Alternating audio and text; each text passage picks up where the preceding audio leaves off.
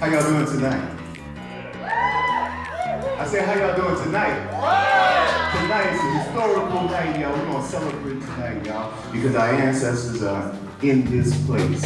Everybody say, who's happy?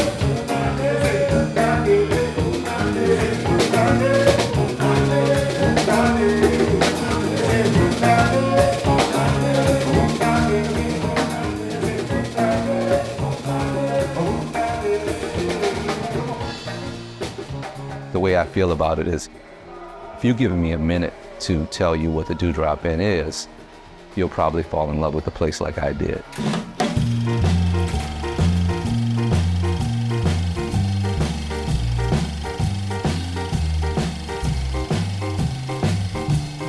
If you're a music lover, if you love history, if you're a New Orleanian, if you're a black person, there's so many reasons to fall in love with the Dewdrop Inn. Frank Panier was the original owner. He had a restaurant, a bar, a music venue, a hotel, and a barbershop, all under one roof. The first thing that captures people is how many of the big names performed here. And so you have folks like Little Richard, who I argue would not be the Little Richard that we know if it weren't for his interactions at the Dewdrop Inn. Folks like Etta James and Marvin Gaye and Aretha Franklin and James Brown. Our local greats like Alan Toussaint and Irma Thomas all performed here. The Dewdrop to New Orleans was like playing the Apollo in New York. This was the place. If you played the Dewdrop, you had made it. It was like a magnet that drew not only the great entertainers, but the local entertainers, the traveling entertainers. Ray Charles used to come in here and jam. That's how this place became to be known as the Dewdrop Inn.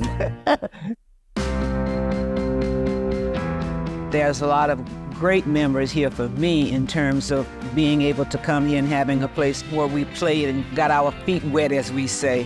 There were a lot of young musicians who came to listen to the older musicians who played here and learn from them. You had all of this cultural exchange and musical ideas that were flowing. This was like, it's like the cultural mecca. You had sort of a variety show. You had the dancer, the singer, and you had a comedian. And when you were hungry, you could come and get some red beans and rice, and it only cost you $0.25. We not only had, jazz, we had blues, we had LGBT people here, we had all kinds of entertainment that catered to all walks of life. The biggest and prettiest MC was Patsy Valdez, the most famous of them all. And Patsy was a female impersonator. Patsy was the toast of the town, self-proclaimed, but very, very loved. And as a result, there was an annual gay ball here for Halloween every year. And I'm told that this was the biggest event at the Dewdrop Inn. Patsy taught me a song called Hip Shakin' Mama. And I didn't sing all the verses because some of them were very risque.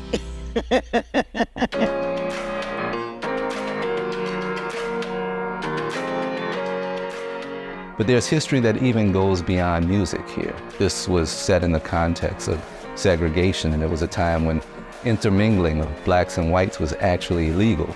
This place was a safe haven for people. When the black motorists were traveling, they had a green book that would recommend the places to eat and where to stay and where to go for this and that. Dewdrop was high on the list. Mr. Panier opened his doors to a lot of traveling artists. When they came to New Orleans, this was a place where they could stay and not be concerned about the segregation of it all. So yes, this had a lot to do with the safety of a lot of the black entertainers who was traveling. When the Dewdrop Inn opens, we really want people to get a full experience. We want a feel of an excellent hotel and an excellent stay. If this is your window into New Orleans, we want to make sure that you get the right view. And by the way, our intention, or what we're bringing it back as, is as close to what it used to be as possible. So it will be a music venue again, it will be a hotel again, everything but a barbershop. One of the things that we did as well to make sure that we're in keeping with the history is we've set it up that each of the rooms honors someone special who spent some time at the Dewdrop Inn. Ray Charles, Little Richard, Allen Toussaint, Irma Thomas. This is the one that we really wanted to show you. A young Irma Thomas. Let's show you inside.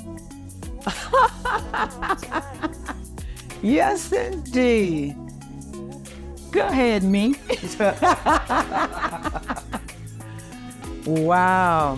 Yeah. You guys really did your research. We did. This is really, really nice. You guys, I got a corner room. Dewdrop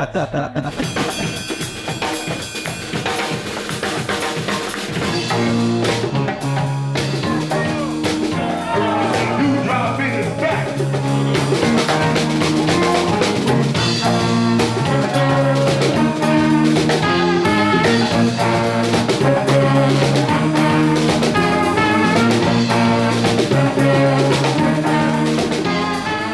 Musicians come through this building now, and they say that they feel the spirit.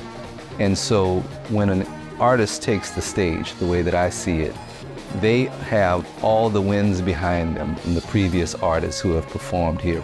To be the first band to perform at this historical venue that my parents told me about when I was a little kid.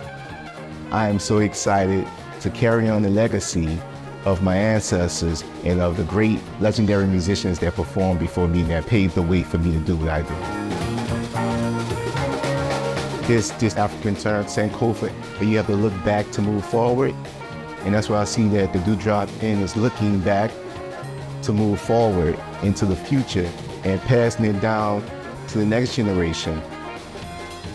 We will always celebrate the past here, but there's a future in the Dewdrop Inn. There's a future of music discovery and invention and innovation that's going to take place here. The importance of it now is to bring back all this history and culture to let people see the way it was and the way it's gonna be.